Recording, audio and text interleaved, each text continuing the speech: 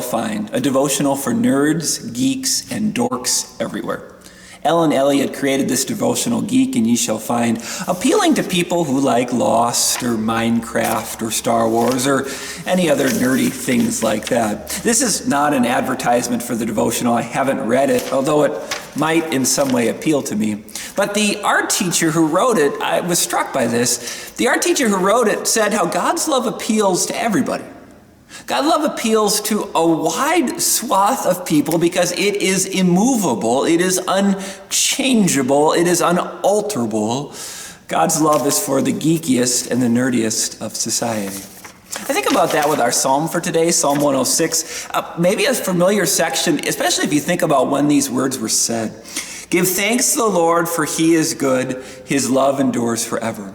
When Solomon was creating the temple and when the God's people gathered together to worship, all the priests and all the Levites and all the artisans and the craftsmen for that beautiful temple, what did they thunder and shout?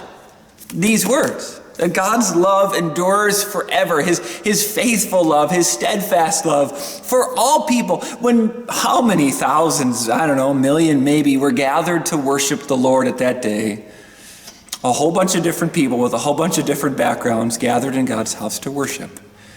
And one of the neat things is whether you're a nerd or a geek or a dork or a jock or whatever you are, God's love is for you too. When we gather in God's house to do that, it doesn't matter where you come from. It matters we have an unalterable, unchangeable love from the Most High. That's for us all.